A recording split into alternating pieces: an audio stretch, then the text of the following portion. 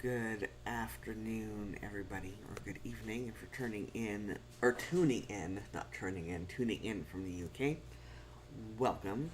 If you are new here, let me introduce myself and let you know what we do. My name is Jules. My pronouns are he, him. I'm a commercial food photographer and stylist, and soon to be published cookbook author. And every single Saturday, we sit and we chat for an hour and a half while we either plan our weeks or do some journaling, or you could be doing art, or you could be listening to me while you clean, whatever. And if you are watching live, then come in and say hi in chat and let me know what you are doing this week. This week I am setting up my next week.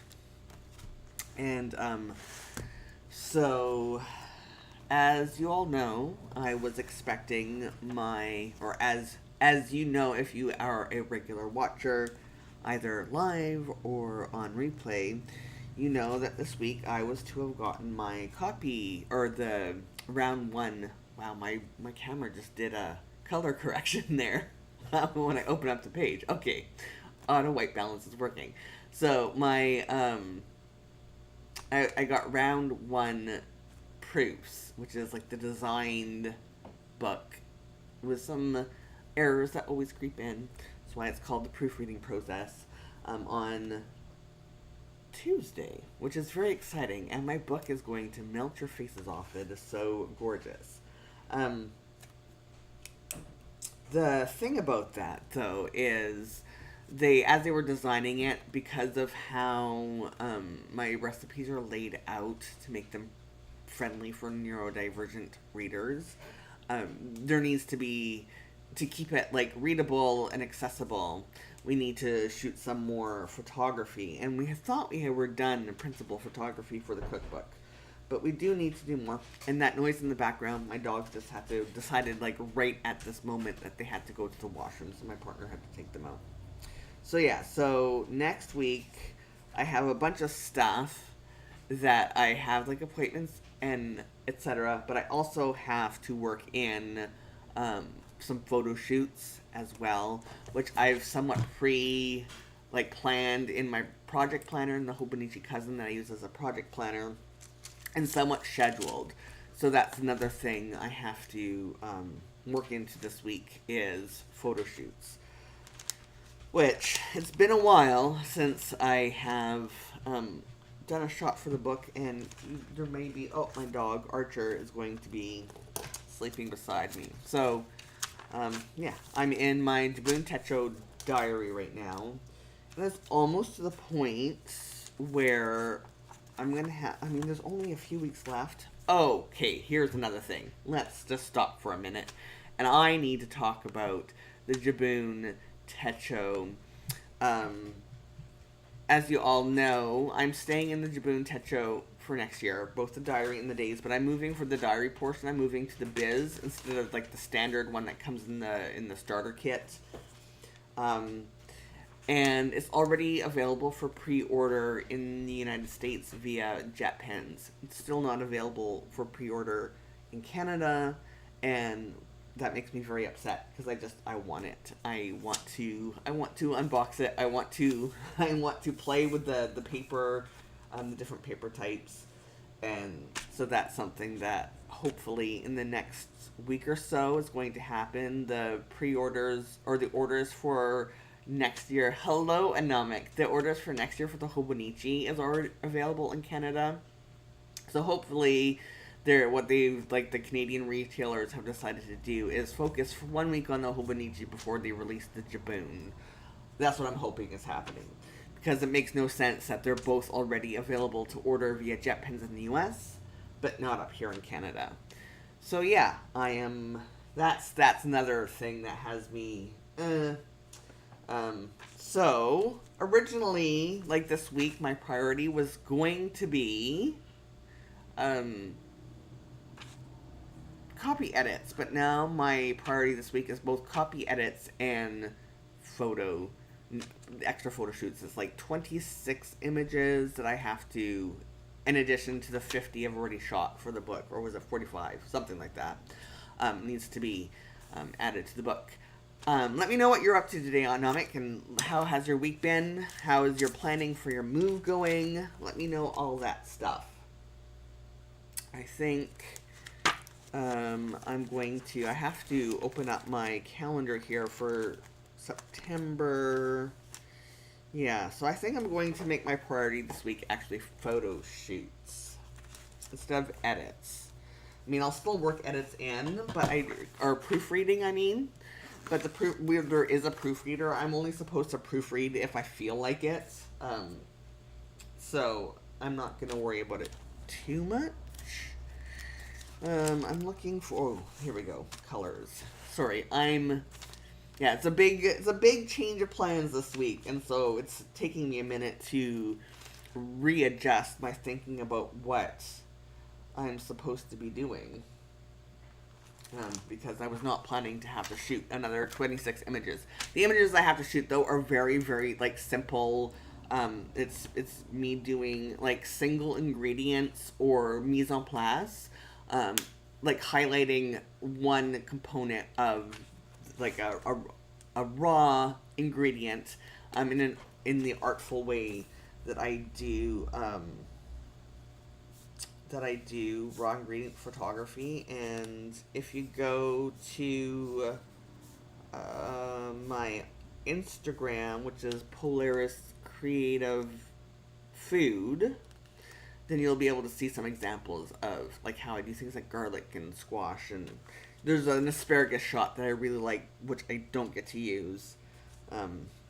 But so that's that for now. Priority, I need to do, I think this is, yes, so down here, I'm going to write out right now the shoots that I have to get done this week. Anomic is saying that they are out of the house and into their first temporary space, so the house can be vacant and quick move-in for a buyer. That is exciting. Stressful, but exciting. Yeah, so crep up the kitchen shoots. Things I plan to shoot this week are cherry tomatoes,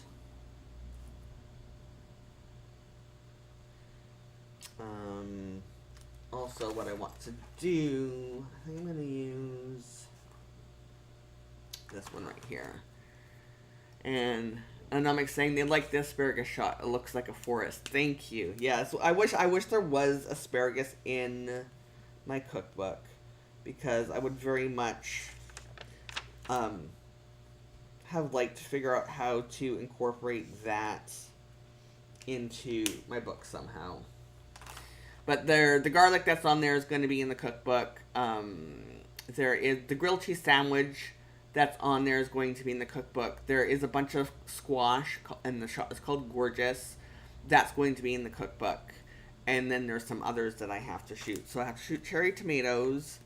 I have to do the mise en place for, there's a chicken biryani.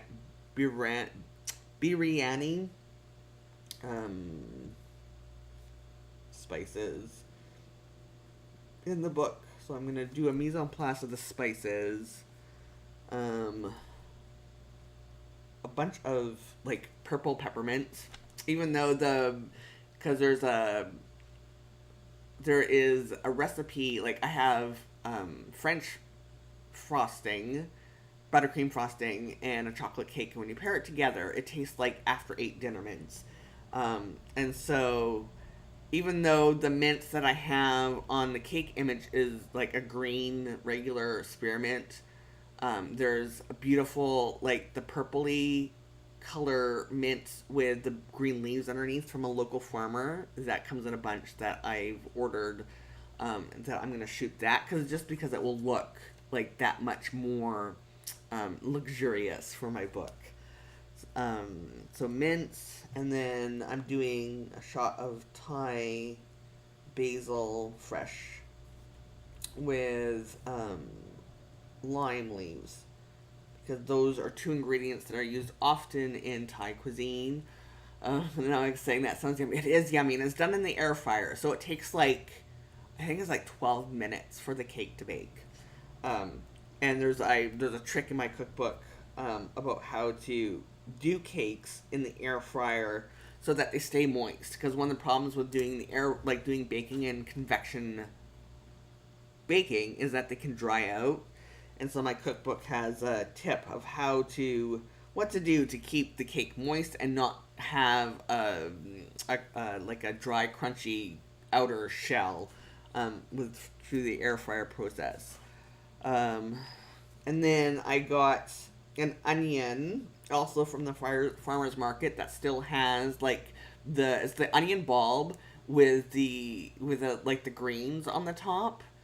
So it's like they almost look like leeks, except for it's a bulb, right? And so I'm doing a shot of that. That's similar. If you go on my Instagram, there's a, a, a, a Brussels sprout stalk, and I'm gonna do it like in that similar style for the onion. And then I'm gonna be shooting some spoons because there is my book. The recipes are organized based on the spoon theory. And then I have to shoot some lentils, just some dried red lentils. And I have to shoot some dried chickpeas. The red lentils, I might actually do a mise en place with the spices that also go in the lentil stew, the dal stew that's in the cookbook. So that's that. I mean, that seems like a lot of. That's 1, 2, 3, 4, 5, 6, 7, 8. 8 different shots I have to do this week, but there's no cooking involved. So it's will be relatively easy while I still am doing proofreading and I have appointments and stuff. Anomics is asking if I use those insulating rings for the cakes. No. So I use springform pan, and then if you wrap the springform pan in very wet Selecta-Size paper towel. We use Bounty, but any Selecta-Size would do. And so we do the 4-inch springform pans that are like 4 inch by 2 inches high. And then you wrap a Selecta-Size, like the one sheet. You put it in thirds, and you need 2 of them. And then you get them really cold and really wet. And then you wrap the outside of the springform pan with paper towel, making sure to, like the clamp part, you want to make sure that the clamp part is covered as well as the wet paper towel being underneath of the clamp. And hopefully all my actions are like making sense. And so, and with that, it causes the cake to not only rise evenly so you don't get that mound, but it also keeps it moist during the air fryer process. And then you make the cake just a little bit damper than you would, like use a little bit less flour and a little bit more wet stuff than you would in a conventional oven for when you're air frying. And it's not that much more. I think it's the difference is minute, but it's enough of a difference. Like it's enough of a different ratio between the wet and dry ingredients for it to keep a nice moist cake in the air fryer. And Anomic is saying, yes, it makes sense and they understand. Cool. So yeah, that is the day that I cracked that code was an exciting day.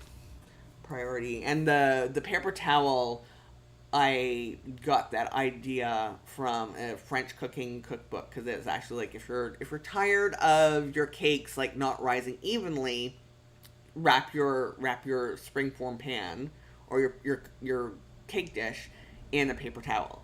I'm like, well, maybe wet paper towel or wet towel is how they used to do it. And like before we had paper towels, they would use wet tea towels to wrap their pans in to make a nice even. So I tried it in the air fryer and just changed the ingredients a bit for the normal ratio for cakes, and it worked. So I was very excited about that.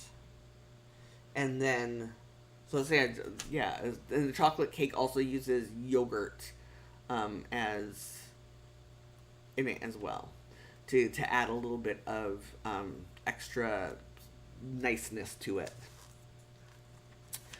Full fat Greek yogurt is what I use in my chocolate cakes, and then it's just a traditional chocolate buttercream icing with mint extract in it. But yeah, it's one of the, because every cookbook needs a chocolate cake recipe, and being able to figure out how to do baking in the air fryer it's going to be a game changer for some people. So priority shooting. Wednesday is a shoot day for sure. I mean, that's what, if I can. I mean, if my hair right here still, if my migraine still allows it. Anomic is saying that they got some of those Wilton cake strips for a gift, and they used them on their cinnamon rolls because they hated them being dry on the outside before the middle got done, and it worked great. Oh, I've never heard of those. I need to look into cake strips. Yeah, they probably work in the same, like, under the same type of mechanism. So this week I am so busy. So Monday I have my appointment at the sleep clinic to learn how to do, because I don't do the sleep studies. Monomic's saying yes. Any tips for baking the air fryer is great. Yeah. So yeah, now they do, like, in the before times, before we had a panini, you would go into the hospital and they would do the sleep study in a hospital. But now there's like, well, no, we'll just teach you how to use the equipment and you do it at home. So on Monday I have to go in and meet with, like, the sleep doctor, and they show me how to use the equipment, and then I go home and I do a sleep study for a couple nights before returning the equipment. Monday is also the sales meeting between my publishing team and different sales reps for them to go over my 8 cover options, for them to figure out which the sales people to weigh in for what they think will do the best in stores. And I should have either late Monday, like end of day Monday, or sometime during Tuesday, I should know what my cover is going to be, and be able to start working on plans with my publicist for cover reveal. So that's another exciting thing happening this week. So Anomic is saying that the cake strips work the same way. You soak them in water before wrapping the cake pans. Oh, and so I'm just guessing, though, unlike paper towel, that they're reusable. I'm wondering, now that you say that, I'm wondering if actually what I read in my French baking cookbook was that they said cake strips, and I thought, hey, if they do cake strips, I wonder if this will work with paper towel. And now that you've said that, I'm thinking that's actually what happened, was that I think I colored those the wrong color. I decided that, hey, I wonder what would happen if that is what happens. Like, what would happen? Because I don't want to have to buy specialty. I did do it the wrong color. Don't want to buy specialty ingredients, so will this work with paper towel? That is, I'm glad you brought that up, because now that I've said that out loud, it has jogged some memories. Oh, ruins the color on the other side, but that's fine. Okay. Yeah, they're made out of fabric and are reusable. Yeah. So, I'm pretty sure now that we've discussed it, that is exactly what happened. I have a deadline on Tuesday. I'm teaching a workshop, hosting a town hall for the Andrew Scrivani Academy on Wednesday. It's called it's to teach photographers how to be inclusive, and like not just like accepting exclusivity, but how to like actually implement diversity in their photography practices, how to do an audit, how to make sure that when they're shooting food photography that they're being culturally appropriate and not culturally appropriative, which I'm really looking forward to. And having Andrew being like, yeah, I would love it if he taught that in my academy is really super cool.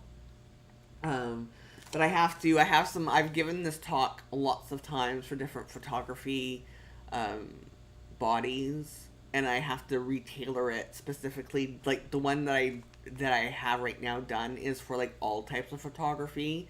How to make sure that you are like showing on your marketing materials that you are inclusive and a safe space for marginalized folks. How to like do things like make sure that you're not misgendering people by having an optional form for like an optional place for pronouns on intake forms. How to ask people if they need any special accommodations via photography shoots, especially if they're disabled, neurodivergent, have sensory issues, etc.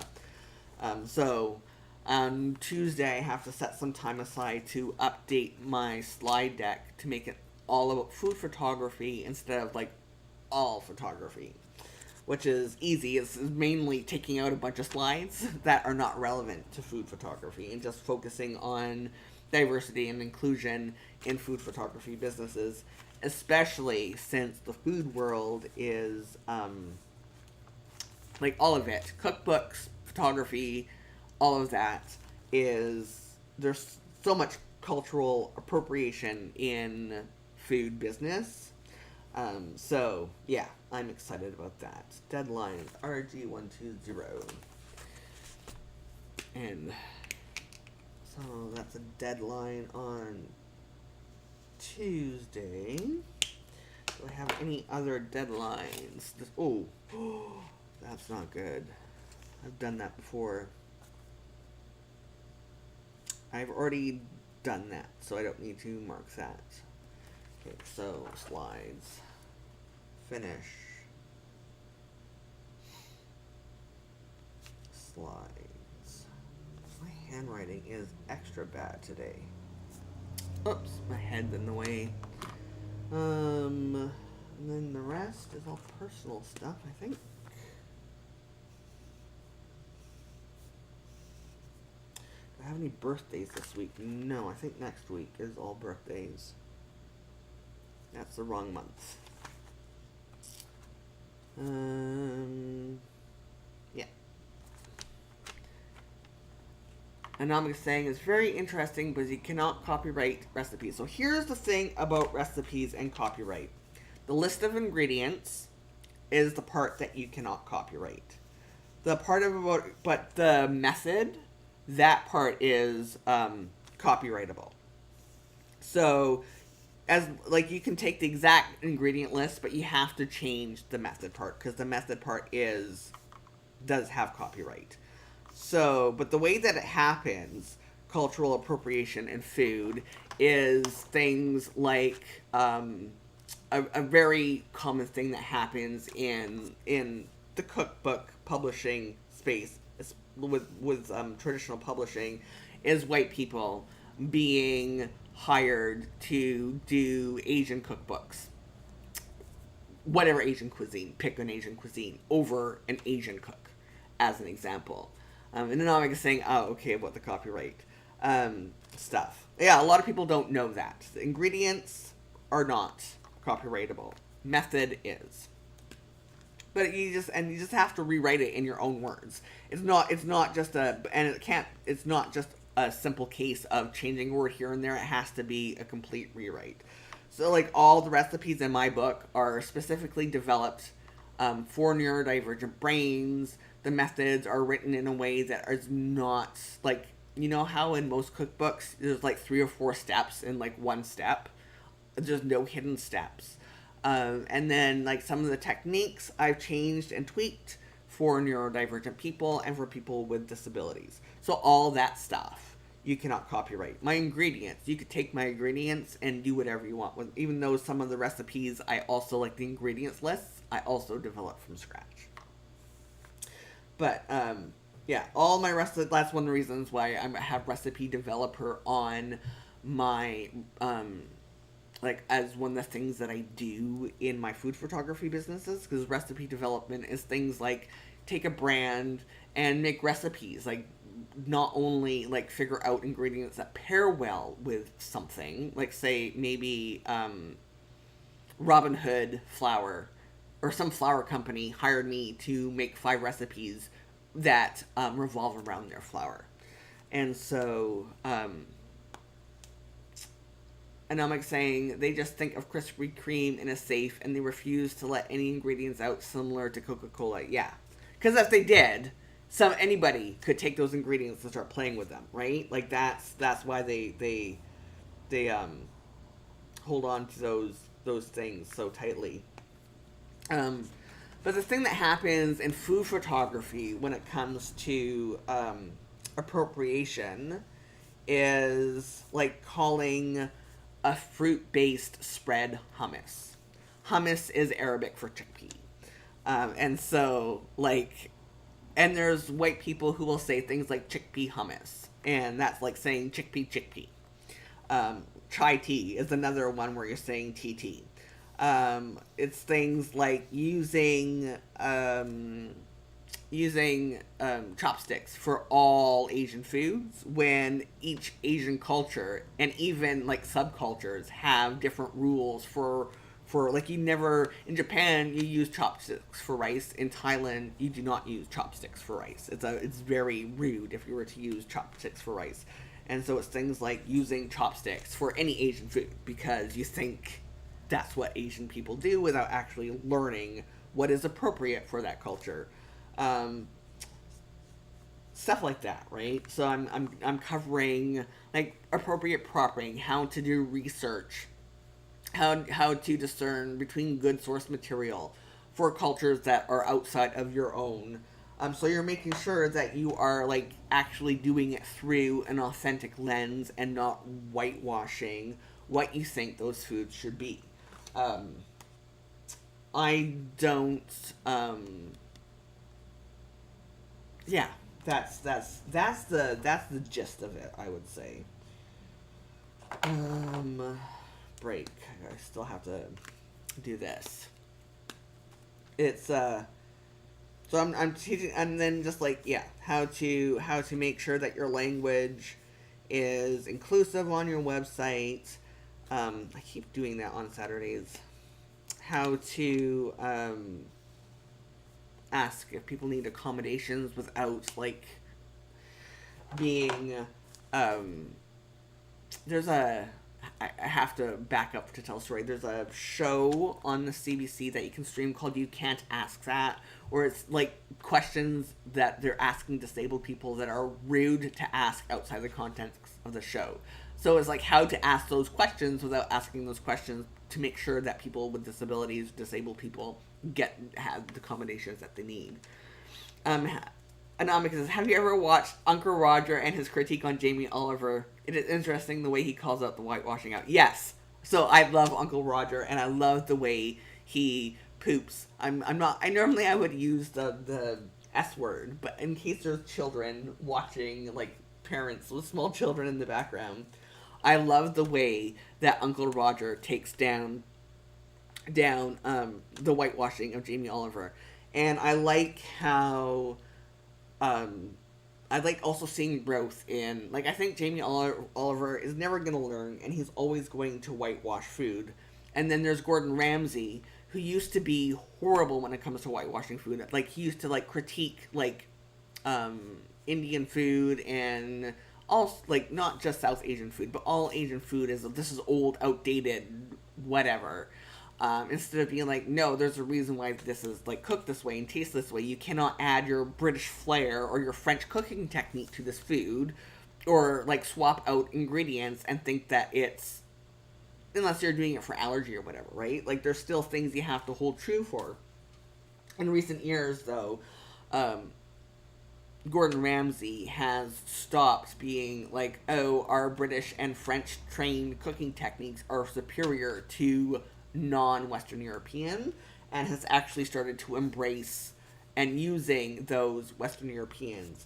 And so now, like, Gordon Ramsay gets good reviews from Uncle Roger. But Uncle Roger, I love him. And one of the things I like about Uncle Roger as well is you can tell that he puts in a lot of research into the recipes and the proper cooking techniques because he's not a cook himself. And Asian cuisine is so vast that he can't, just from his Asian background, know all Asian food. Is like saying that you know all European food because you live in England and never once like learned, I don't know, Italian cuisine as an example. So, Namik's saying that yes, Ramsay has gotten much better at that. I mean, he's not perfect. None of us are perfect, especially when we're white and come from an English background where imperialism and colonialism and all that stuff reigns supreme. But he's getting better. He's learned.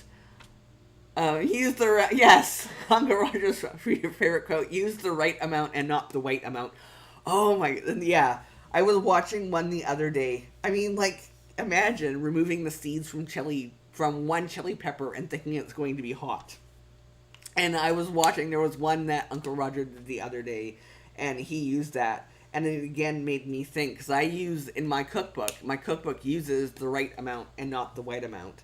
And I have things like heat indexed. Every recipe has like mild, medium. Like, it lets a person know how much spice there is.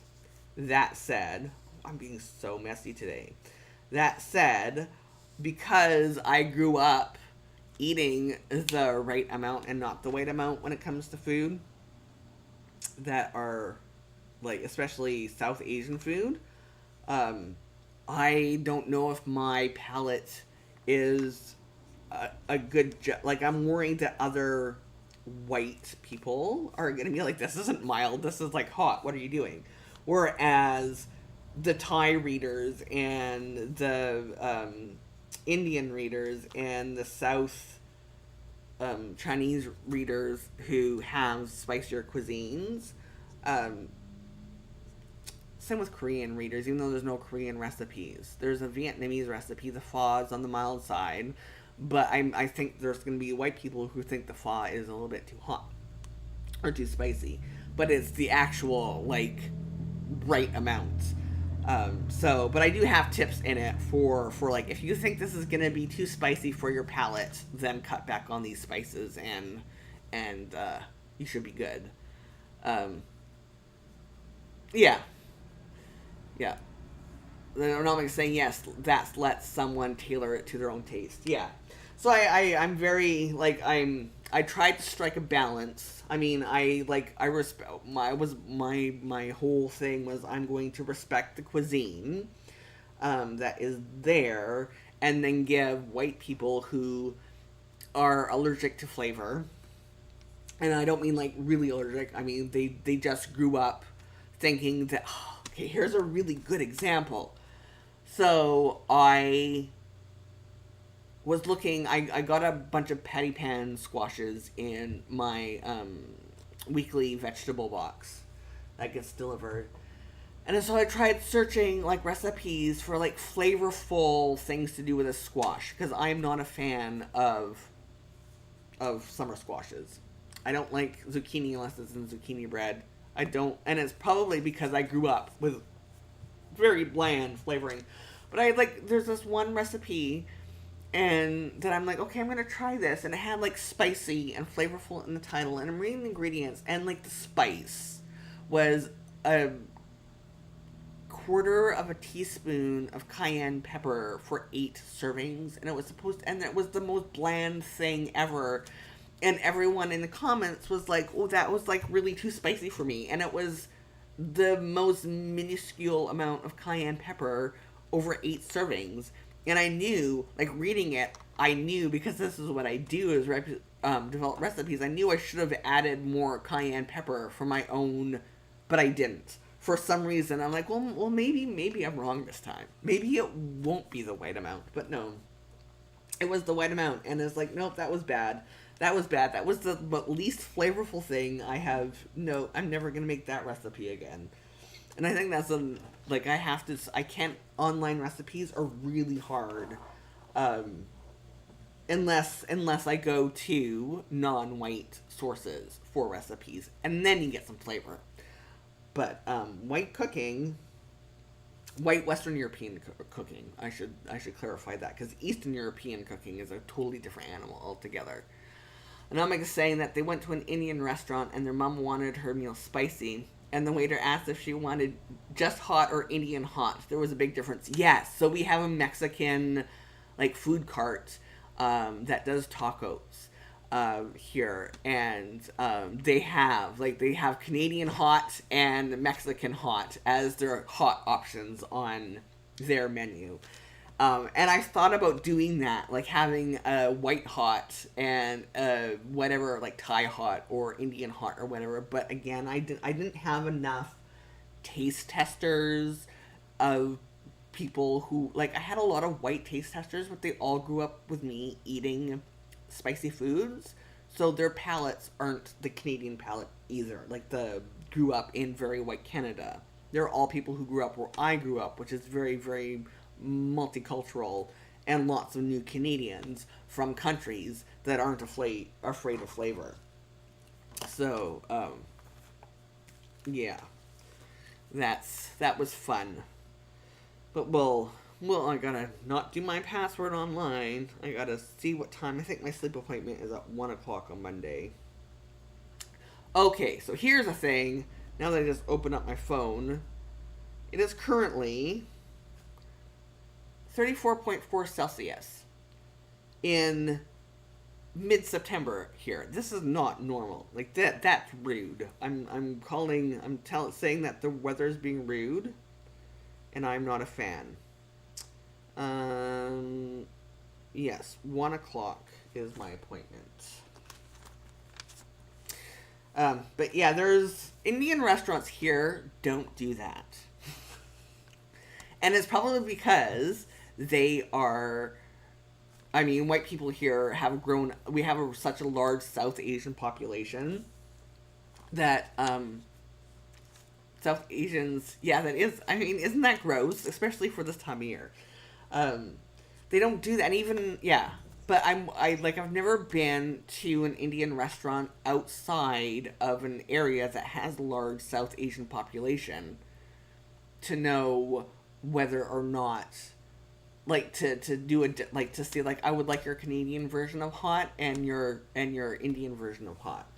Because I have a favorite Punjabi restaurant that I order from once a week, maybe once every other week.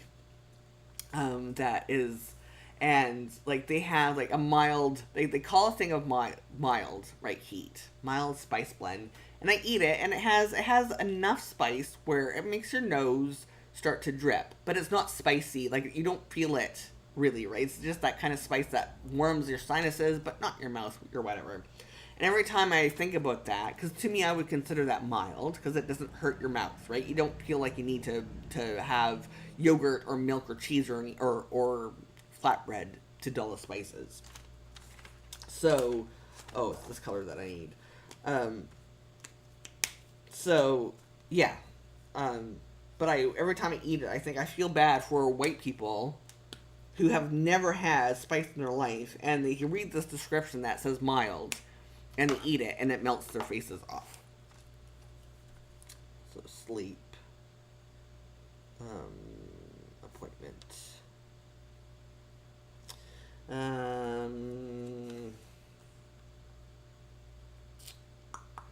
Okay, this is co-op deadline. Even though I pretty much have done my shop, but I'm putting it there just in case I need to change anything. Anomic's saying that would be interesting to see. Go to an area with not that much diversity and sample cuisine there for comparison. Yeah.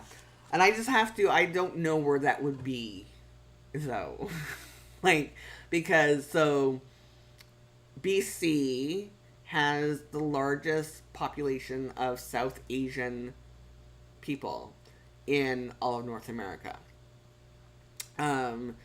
They're mainly on Vancouver Island and in the Lower Mainland. So maybe if I left, like, the confines of Vancouver Island and the, like, Vancouver area, Lower Mainland, Burnaby, Surrey, Vancouver, that area, and go more towards the interior, then I may. But then it comes to the thing where the South Asian population here is a mix of mostly Indian Punjabi people and Pakistani Punjabi people, and are here as a result of partition of India and Pakistan.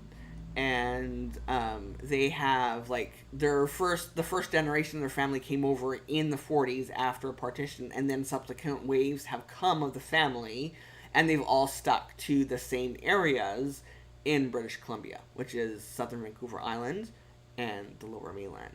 So if I was to venture outside of that, I'm wondering if I would even be able to find a South Asian restaurant outside of this where the population is concentrated in British Columbia. And I was saying some cannot tolerate any amount of spice at all. Yeah. I've met people who are like worried that if they have like any type of cayenne pepper, they're going to have digestive issues the next day. And I just don't understand that. But I also, like, I grew up eating spice like since I was born, and that's like when you grow up eating it since you were born, then that's just the way it is. It's just like also like West African food is also really spicy. So is West African. I'm familiar with some North African food. Moroccan food is, you can find both. It really, I mean, so yeah, it's Anamik is saying that they read a recipe for Jamaican pepper shrimp. Oh, my mouth literally started to salivate as soon as I read Jamaican pepper shrimp, because it's good and it's spicy. And the ingredients alone made their mouth water thinking of the heat level. There was cayenne, habanero, red pepper flakes in it, and not in small amounts. Here's the thing about habanero peppers. I don't find habanero peppers spicy at all. Which is, like, there was, one of those meal kits, I think it was, like, Good Eats, or I can't remember, Make Good Food, I don't know, we have different ones in Canada than in the U.S., and it had a habanero pepper in it, and it was saying, like, this recipe is spicy, and there was no spice to it whatsoever. Cayenne pepper, though, and the pepper flakes, that would definitely add heat to it in the right amounts. But habanero peppers on their own, I might as well be eating a sweet bell pepper. Pretty sure it was habanero. Those are the big ones. Now I have to look at what the habaneros look like, just to double check here. Let's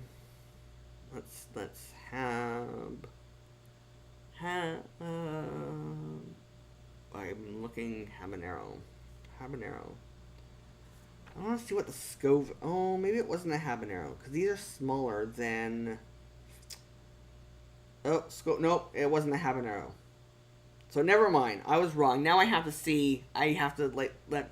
And now I'm saying they think it's for a Scotch bonnet, but they usually sub. Oh, Scotch bonnets, yeah, that's the type of heat that hurts. Hold on, so Scoville, I'm doing this Scoville scale. I'm wondering if the Scoville scale, if I open that up, if we'll have the pepper that was actually, poblano, that's what it was. My brain had it was a poblano. So that's what it was. Okay, I was having a complete brain fart there. So poblano pepper, of course, because it is. I mean, there's like no sweet paprikas as well. So here's another thing. Like, people are like, you want some spice? Add some paprika to your thing. Paprika has no spice in it whatsoever. It's like right down there. So yeah, poblano pepper is what the recipe had.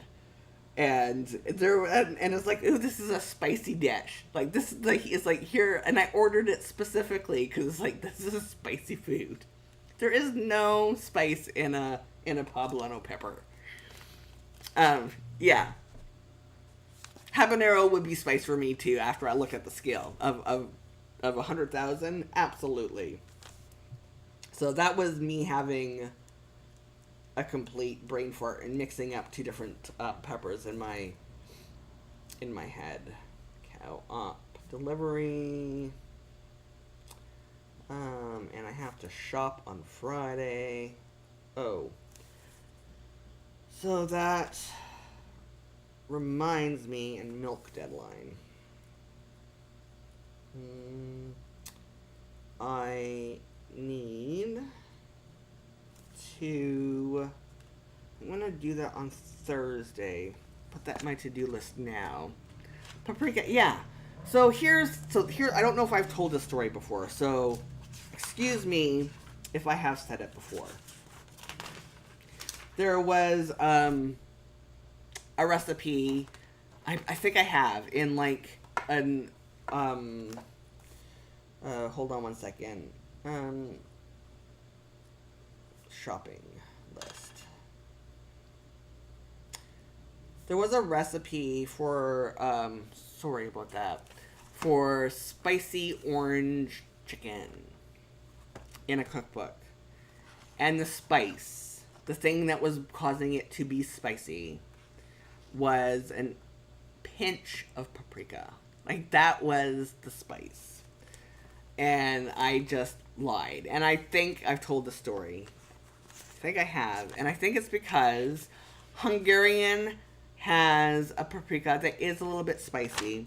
And there was a point in Canadian history when a bunch of Hungarian and Eastern European people immigrated to the prairies in Canada, and they brought with them their spices. And I think what happened is that Canadian white people who were farmers on the prairies were introduced to Hungarian food for the first time, and they misunderstood what spice was causing the spice in the Hungarian food. And so paprika came the white spice. Like, the thing that you want to make something spicy, add some paprika to it. At least in Canadian cuisine. Paprika is like the white person spice in Canadian cuisine. And every time I see that, I'm just like, no. I mean, paprika doesn't even have all that much flavor to it. So, it's a nice look. But it's not, it's not, it'd be like, I'm gonna put some green peppers, I don't know, anyways, so, continuing and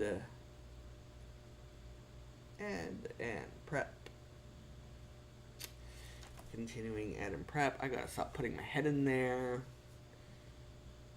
I think I need to figure out my desk situation. Interesting, and I'll make a saying. They just use paprika to color top of... Yeah, exactly. Like, you put paprika on deviled eggs to make them look pretty, or you put sprinkled paprika on potato salad just because it looks nice. It adds a dash of color, maybe a little bit of flavor, but it doesn't add anything substantial to the dish. It's like there for garnish, more or less than anything. And now I'm craving both deviled eggs and potato salad. Yes, exactly. Deviled eggs. I know I'm just saying the same thing. Deviled eggs, add some paprika to the top. Yeah. That's exactly that. So breakfast. Oops, I'm forgetting how to spell. Breakfast. Break. I have more appointments I need to add. Where's my thingy babob? I'm not saying right, we just said the same thing. Yeah. So here's the thing that I've been thinking about. Oh, sorry. And I'm not gonna, the whole reason why there's this delay, I'm just gonna explain it, is because I put closed captioning on. And with closed captioning, they have to do like a latency delay so that they can do like hear what I'm saying and then caption it to the best of their abilities that they're able to do with with their captioning software. And sometimes I think that I want to put it to low latency, so it's like pretty much automatic, so there isn't this lag.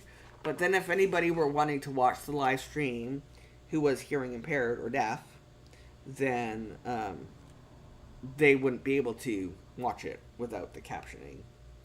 So I keep it on the latency so that if anybody who is hearing impaired or deaf wants to watch live, they can turn on the closed captioning and have some degree of knowing what is being said, except for when words like Hobonichi or Jibun Techo are said, and no translation software is like, I don't, like, English translation software knows what those words are, so it like does some jumbled up some words on there for those words. I need to write in on, this is the write in here, and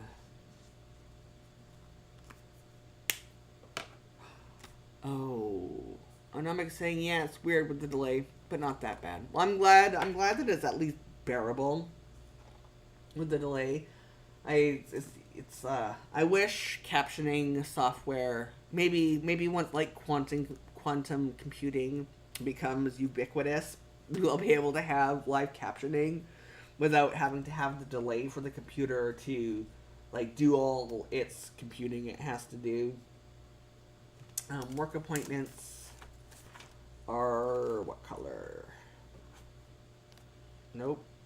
Business meetings. That's what I want. GG1. So I have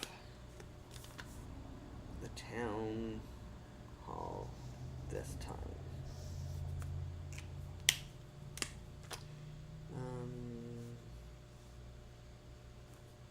And then decompress.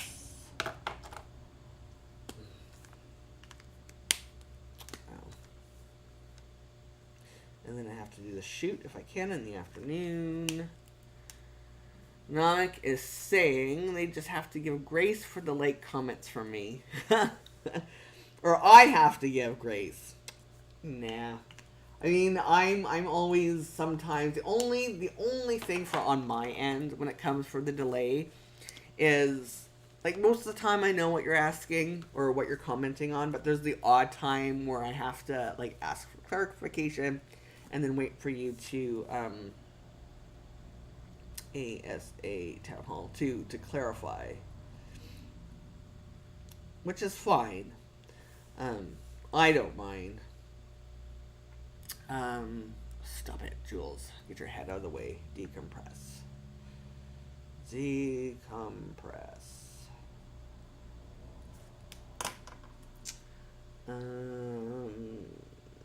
I got some premieres, some television shows come back this week as well. Murdoch Mysteries, Haha Tuesday, which we watch on Wednesday. It's like 22 minutes, a bunch of things. War of the Worlds comes back this week, so does Digstown. Yeah, I gotta do the live plan with me as well. Oh, I gotta do dog food days. So dog food and Wednesday, Saturday this week. So I have to do. My brain's scattered. Here. Social media creation. CG020. I had that a minute ago right here. Life plan with me.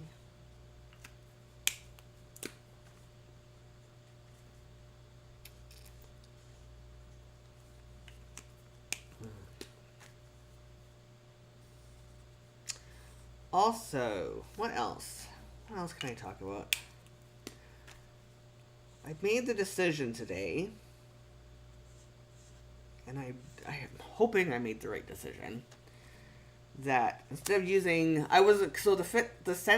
Fitbit Sense 2, this is the Sense, first generation Sense, was like coming out at the end of this month, and I was going to upgrade to the 2, because it has some better features.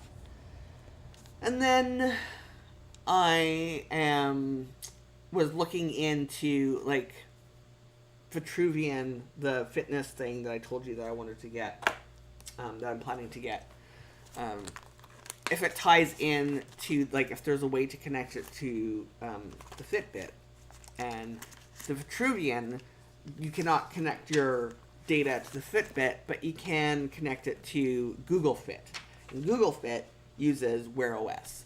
And it's really weird to me that Google, like, now owns Fitbit, but they're still using the Fitbit operating system on, I'll make sure that's right, yes, the Fitbit operating system on the Fitbits, and keeping the Wear OS to other things, like the Galaxy Watch.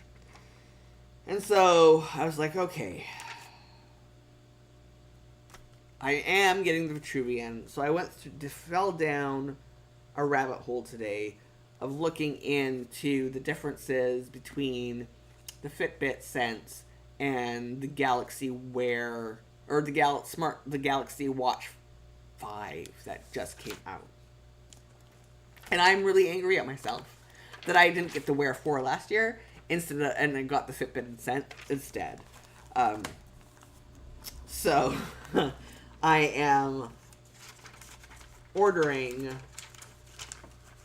a different smartwatch because I can do monthly payments with it, 0 interest, for the same cost as I currently pay right now for Fitbit Premium.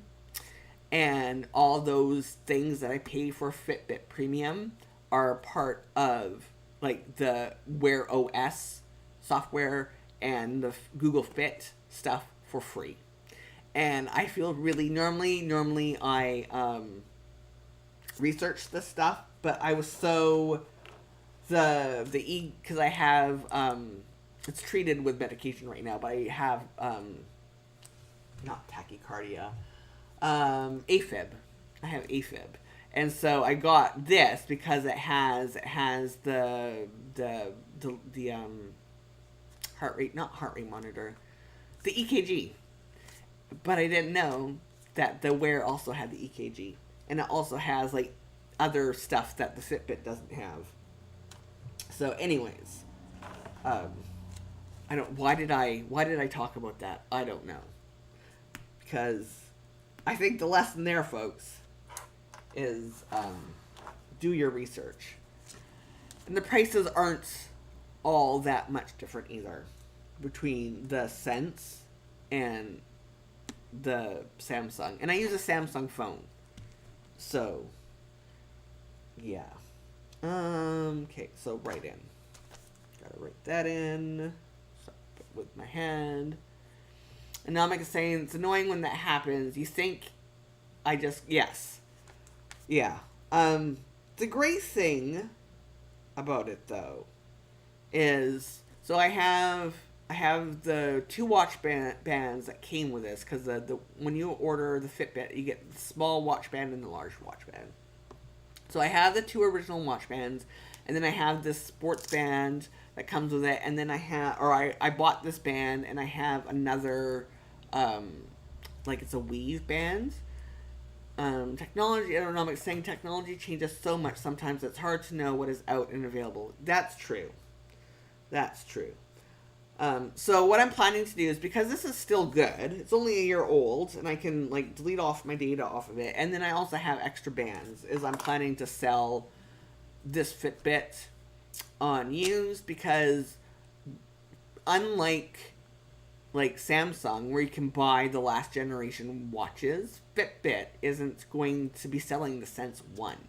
They're only going to be selling, you can only buy the Sense 2. They sell previous versions of their other trackers and smartwatches, but for some reason with the Sense, they're not. So this is pretty soon, people are going to be like, why can't I buy the first generation Sense? And I'm going to be like, well, I have one that you can buy. I'm not going to, like, jack up the price or anything, but it's nice to know that I will be able to recoup some of the cost for my Sense when I switch to the Galaxy Watch. But there was, I think, the thing that interested me the most is the constant O2, like, the O2 on the Fitbit is like your overnight 24 hours. It averages it. You have to sleep, otherwise it doesn't work. And there's some other things, especially if it does end up that I have sleep apnea. There's better sleep apnea tracking, even though I'll have a machine, like whatever. But there's just better health. There's more health measurements. Oh, it can also blood pressure. That's the big thing, because I have hypertension. It's like it's like not because of food or anything. It's just my body, after having a 90/50 blood pressure for like all my life, a few years ago decided I was going to have like catastrophic hypertension without medication. It's like 200/100. Catastrophic hypertension for no freaking reason. We don't know why. Just happens with some people. So it's like type 1 hypertension. Like there's two different types. It's like the hypertension that you get as a side effect to something, or just because genetically your body is like, you don't need to live. So it has, if you have a Samsung phone, it will take your blood pressure. And I don't know how that works, but it will. So that I have a blood pressure cuff, because I'm supposed to monitor my blood pressure at least twice a week, because my blood pressure medication doesn't always work, and we're constantly having to tweak it. So that was the big thing, is like, wait a minute, I can take my blood pressure with my watch and not have to like worry about making sure my blood pressure cuff is charged, because it stays. There's no turning off my blood pressure cuff. It's always on, so it like dies every 3 days, and then I don't know it's dead, and I go to take my blood pressure and it's dead, and I have to wait 6 hours for it to charge, and I don't have to do that anymore. So that's fun. What else? So exercise. That's another thing. Namek is saying that their mom is waiting for the watch that can measure blood sugar without being invasive, since she has diabetes. Yeah, that kind of stuff that they can do now. I mean, I think, so Star Trek.com, I'm thinking, I want to pitch something, an article to them. And I think what I want to pitch to them is, like, they're like technology that was like futuristic that is now like reality. And it reminds, like, some years ago there was a like GoFundMe or similar type crowdfunding for like a tricorder, modern day tricorder, which is basically now smartwatches. Smartwatches are medical tricorders. And you can do all sorts, like EKGs now on your smartwatch, detection for sleep apnea on your smartwatch, skin temperature, like, do you have a fever? It can automatically notify you, all that stuff. And now they're doing things like blood glucose measurements. And it's just mind-blowing to me, this tech, especially if you have chronic health conditions that need monitoring. It's like all there on your wrist, and you just have to make sure that you charge it. So exercise. Can we talk about my migraines? I was hoping they were going away. This week I haven't been able to exercise all week. I was in bed. Well, not in bed. I was lying down on my couch all day Thursday, because, so, not everyone's going to know what I'm talking about. But have you ever had a fever that causes your lower back and your hips to, like, be so much pain that you cannot, like, you want to crawl out of your body? Well, I had like that fever, lower back, hip pain on Thursday without a fever, so that was fun. You know what I mean, like, sarcastically, not really. Which was also my oldest's birthday, and so I couldn't do anything on Thursday. Tuesday, I was in bed with a migraine. It was so bad. Wednesday, I was down with migraine. Friday, yesterday, I was down with a migraine. And so I've only been able to exercise on Monday, and I feel like, and I'm hoping I'll be able to exercise today. Because going that long, like, I love exercising. I don't do it because of some whatever. I love exercising. It's like, And my resting heart rate is normally like 58, 59. And in this week of not being able to exercise last week, my resting heart rate went from 58 to 65. Like, that is what not being able to exercise does to my overall just well-being. Because I find it meditative. And when I can't do that hour and a half of meditation every single, like, 5 nights a week, my body is like, well, that's not good, and it revolts. Yeah, and I was saying that, oh no, they were hoping that was going away. I was too.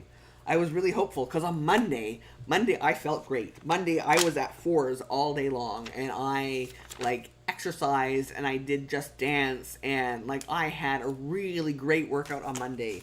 And Tuesday, I woke up at a 4. My Tuesday started great. And then by lunchtime, like, I a headache just came out of nowhere and just buggered me for the rest of the week. So yeah, it was not a good week as far as that goes. And so I'm hoping this week is better, because I'm not a fan. I'm not a fan of not being able to exercise, especially when I have so much on my plate right now. It gives me, because exercise is, like, repetitive. I like the repetitiveness, even though the types of exercises I do, there's variety, but, like, the actual repetitions, it's like just having that motion. Like, I just put on the music and I just get in a zone and find my rhythm, and it's meditative to me. And so it really sucks when something happens and I'm unable to do it. Let me tell you, live plan with me. What else happened this past week? We finished watching the latest season of Lock and Key. It was good. We finished Only Murders this week, the most recent season. That was good too. And we started on Cobra Kai last night. I also watched Devil in Ohio, which was actually pretty good. For you have to ignore the reviews for Devil in Ohio. People are angry because it's based on a YA thriller, so of course it, like, has a lot of teen angst and centers, like, teenagers, and a lot of the reviews are like, ew, it's, like, teenage angsty and has teenagers in it. Ew, it's so juvenile. Well, yeah, it's supposed to be. It is not for you. It is for teenagers, and some adults will like it, but it is meant for teenagers, so of course it's going to have, like, teenagers and teenage angst in it. So ignore the reviews. It has something like 40% on Rotten Tomatoes or whatever, and it just makes me angry. Like, the people who, they had to remove the reviews for Lord of the like the Ring of Power show, Lord of the Rings show, because people were review bombing it because there's black people in Middle Earth. Oh my goodness, the horror. And it's, yeah, they're doing the same, like, anything that is outside of the white cishet dude is getting review bombed, and it's just like, we should get rid of reviews online. And I'm, like, still not back to watching shows yet, but maybe in a couple weeks. Yeah, with your move and everything, what are you doing for you? That's what I need to know, because that is, like, stressful. So I need to know how have you been managing to work in, like, little breaks to keep you sane and grounded during the stressfulness of, you know, like, packing up a house with 2 young kids, even though they're of an age where they can be, like, helpful and whatever. It's still stressful. So what have you been doing to make sure you take care of yourself?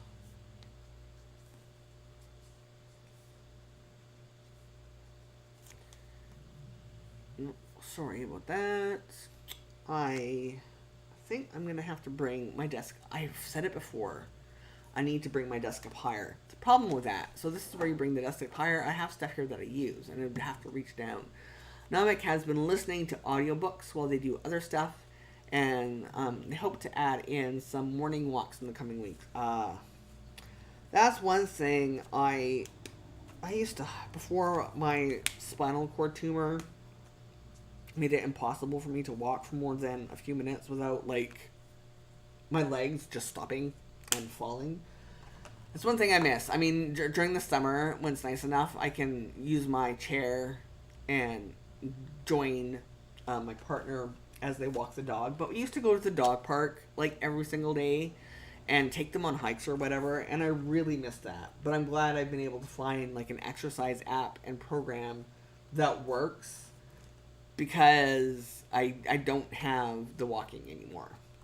So hopefully, I really miss it. I never thought I would miss, like, I forget. Like, and then I remember, like, Jules, you used to dance 20 hours a week. Of course you're, like, an active person. Of course your body is not going to be happy or you're not, like, your mental health is going to suffer. Because nobody dances or exercises, like, does something physical for 20 hours a week unless they enjoy it. They just don't. And I have never been cognizant of how much I enjoy it. Until really, when I've seen how it affects my health metrics, like my resting heart rate. Yes, I am still doing my dance breaks. There's been a few days where normally I have music in my Bose Quiet Comfort headphones all the time. There have been some things that, some days where I have to concentrate so much that I can't have the music, and so my watch goes off and I do my pacing until I get my 200 steps in, because that's the only way people who can do, like, I'm gonna go and do my 10,000 steps now on the treadmill. I can't do that. So I do, like, little 200 steps here and there, and my body is like, okay, that's cool. We can do that. Bringing it down to dancing to 2 minutes, it makes, like, 500 steps. And it's more fun. But yes, I'm still doing that when I don't have something that requires my, like, 100% concentration. And, like, sure, I could put on music for that step break and dance, but the problem with dancing, then I would, like, it changes my concentration, like, what I want to work on.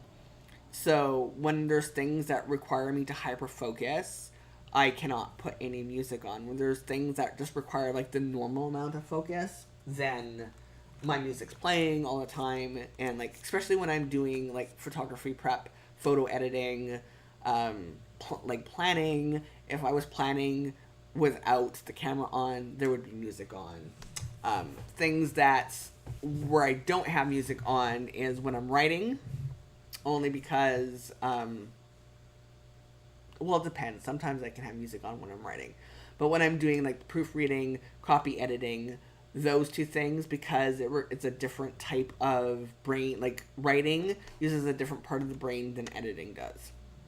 And so when I'm editing words, then it has to be silence. So the dance breaks, yeah, that is a great hack.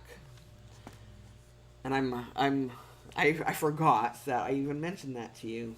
So thank you for reminding me about that. So Murdoch on this day. Oh, there's my head. Stop it, Jules. Murdoch. And then Haha Tuesday on Wednesday. And War of the Worlds on Thursday.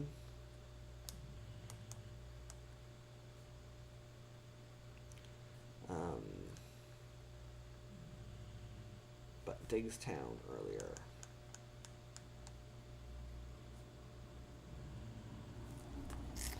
Monomic is like, yes, music without words. They can be low in the background when writing. Yeah, so I can do Beethoven, Mozart. Well, it depends, actually, because some of the Beethoven, Mozart gets me, like, really hyper and excited. Battlestar Galactica soundtrack is really good to write to. Some of it, other of it makes you want to, like, get pumped up and go to war. Like, not actually go to war, but you know what I mean? Like, it pumps you up and makes you want to move and, like, do things instead of sitting in your butt and concentrating on words. So, Am I missing anything? I got shopping. Life time with me.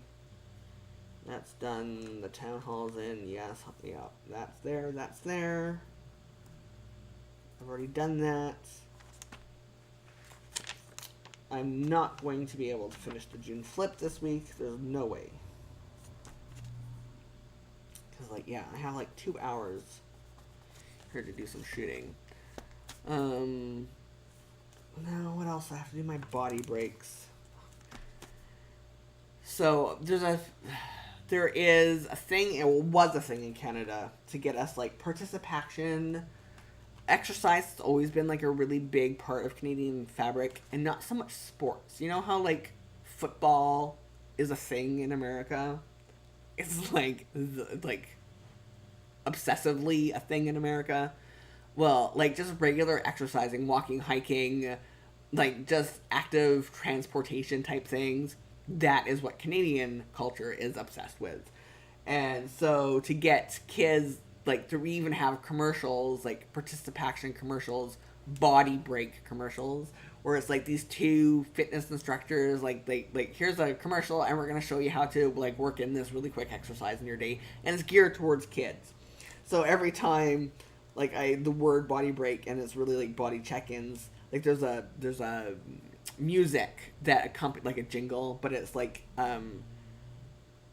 like if you were to sing Sleep Country USA or Sleep Country Canada, whatever. Anyways, so if you're ever curious, I'm pretty sure you could find body break adverts, commercials on YouTube to get an understanding of what Canada is obsessed with as far as, like, sporting. Well, there's hockey as well in Canada, but it's not. I mean, every town in Canada has a hockey rink, just like I'm pretty sure every town in America has a football stadium. I mean, like, but schools don't have hockey programs like schools have football programs in the United States. There are, like, junior league hockey, but it's not part of, like, it's not attached to a school. Like, we don't have a homecoming week around a sport with like homecoming and hockey and whatever. And we don't have hockey rinks attached to schools like you have football fields attached to schools there. Hockey is not a part of physical education, even though people start playing hockey when they're like 4 years old in Canada, if their parents can afford the $600 minimum in gear a year. Hockey and maple syrup on every corner. Yes. Yeah, that is very true about Canada. And it's Canadian maple syrup. I mean, we have a maple syrup reserve, for heaven's sakes, that has millions and millions of dollars worth of maple syrup in it in case there's ever a maple syrup shortage, because we cannot have. So we have, I mean, like, some people have money reserves. Canada has the maple syrup reserve. Body check-ins. That's what I'm doing. GG020. Where are ya? Yeah. Hockey and maple syrup. There's worse things to be obsessed with as far as I'm concerned. So, okay. GG. Where did I put it? Ah, here we go. I just was not opening my eyes.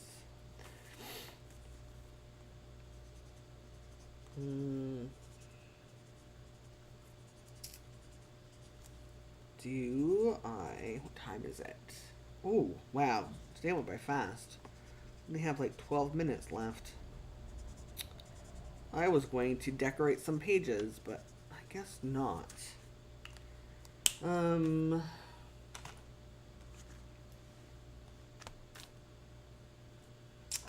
see if I can find something to put there.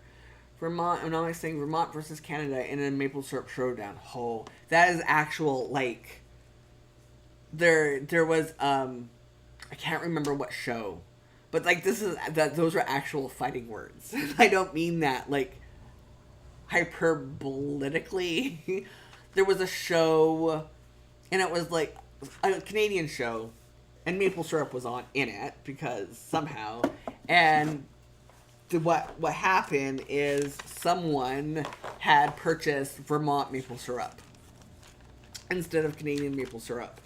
And it turned into a showdown. But that also makes me think, like, wasn't that also in the West Wing where there was, like, a Vermont delegation or something and they bought Canadian maple syrup instead? So maybe it's like both Canadian and American shows have actually, that's a real thing. You do not buy anything other than Canadian maple syrup in Canada. And if you were to use anything, apparently Canadian maple syrup, it's the number one used maple syrup across the world. But even in America, where America has Vermont maple syrup, though on the east coast of America, apparently, if you use anything other than Vermont maple syrup, you're going to be starting something. And you better be willing to finish it, is my understanding. Okay. Do I not have any left? I'm looking for my moon strips. Okay, this does not belong in here. Put this back in here. Go with that. For the plants.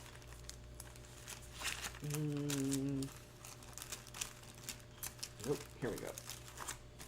Found them. No, I'm just saying, can you taste the difference? Not trying to be funny, but they are, but they're not a connoisseur. Yes, you can taste the difference. And so here's an interesting thing. So I was watching like some old episodes of Kitchen Nightmare,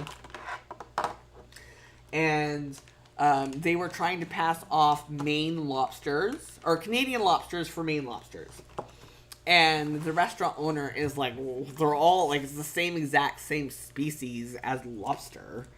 Like, they're both from northern Atlantic waters. What difference does that make? And Gordon Ramsay is like, it absolutely makes a difference. There's absolutely a difference between Maine lobster and Canadian lobster, even though they're exact same species and the same water. And the waters aren't that far apart, right? Like, Maine's here, Canada's there. Like, it's a lot of people. I mean, there's a joke that there's some Americans who don't realize that Maine is a part of America and not a part of Canada. Like, there's that whole thing. But apparently, the water temperatures make not only the meat taste different between the Maine lobster and the Canadian, like the Maine lobsters that live in the waters off of Maine versus the same type that live off of in the Maritimes in Canada. But the shells are also different consistency between the two, just because of water temperature. And it's the same for the maple syrup.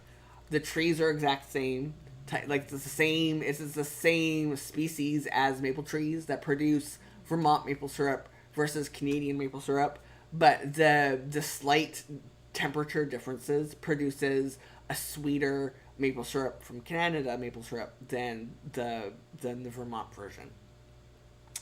Yeah, climate change though may be changing that. That will be interesting to see. And Anomic is saying that they think they have both, and they're about to do a taste test. Yeah, it's very subtle, but there is a difference in the sweetness, and there is also a slight difference in how dark the maple syrups are between the two, and it has to do with temperatures.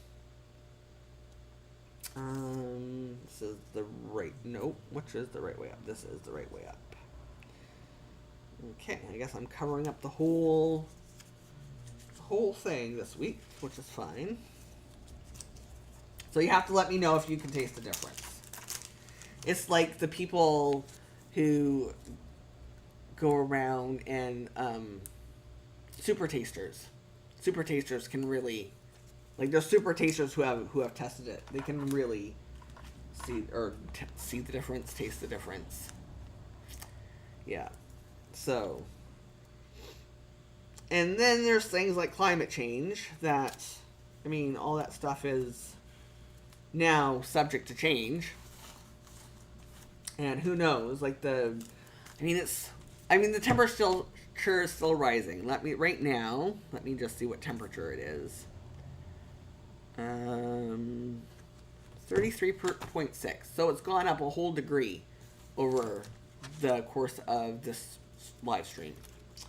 And it's pretty much the autumn. So that could change not only like the flavors, it will change the flavors, but it could also change like the migratory patterns. It may make the distinction between Canada varieties of the exact same thing and American varieties of the exact same thing much more similar than they are different. But yeah, it was because at first I thought, because Gordon Ramsay in those shows, sometimes in the American version, he's a dick just to be a dick, and that's part of the like Fox's like you have to be this way. In the UK version of Kitchen Nightmares, he's very nice. It's all about the food. It's not as like confrontational as because American audiences want drama, and so they add drama in American Kitchen Nightmares. And so, like when the first time I'm like, he's just adding drama. He's just being a dingus to be a dingus. And then I looked it up. I already knew the differences about the maple syrup, but it made sense. It made sense to me, especially because there are differences with the maple syrup. What else can I do?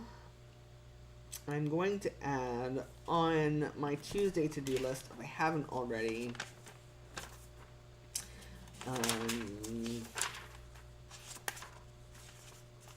hold on. I have to... Didn't get this done, so I'm going to move it over. Whoops. Anomic is saying that they will be heading to New York in their hometown soon, and they're looking forward to fresh apple cider donuts. Oh, yes. With fresh pressed cider. The climate is great for apples. Here's a really sad story about climate change. Hold on, let me just write this down for us. Update. Presentation slides. Presentation slides. So, you know how it was abnormally cold and wet? Here, we have an apple tree and a pear tree in our backyard that normally overproduce, like an abundance of fruit. This year, no fruit whatsoever because it was so cold. I mean, that they budded. They wanted to produce food, but because it never got warm after they produced their blossoms, we have no fruit this year in our backyard. So a lot of fall preserving is not happening because we have no crop. And you already know I've already talked about weekly about the local farmer situation and lots of crops. We're only now getting strawberries, and strawberries are normally late spring crop, and they're only now happening, and it's September. So, imagine having strawberries in September, fresh strawberries in September is bizarre. So, I'm envious of your going to New York and being able to have apple ciders because I don't get my fresh fall apples this year. Yeah, it is sad. For people who are watching this later, Anomic is sad face emoji with and then saying no fruit production. Anything else I can do? I think we can call this week. Anomic is agreeing that it is late for strawberries. Very much so. So I think, because there's no point in me starting anything extra for planning right now, that I'm going to check my schedule one more time, that we call it for this week. Thanks for joining me, as always, Anomic. Thanks to everybody who may have watched live but did not chime in. Maybe you'll say hi next time. Thanks to everybody who is watching this on replay. If you're not already subscribed, please do so. I do this every single Saturday at 1 p.m. Pacific, 9 p.m. British Daylight Time. Soon that will be GMT time. And we do this. And then I try to do other videos. While this book has been happening, it's been more difficult. Yes, it was great chatting with you as well this week, Anomic, and hope to see you too next week. And ring that notification bell because if something happens where health wise mainly, where I can't do my stream, then I change my stream title so that when you get the 30-minute notification that a live stream is coming, it will be like I have to cancel this week. And so yeah, I hope everyone has a very, very good week, and until next time, bye.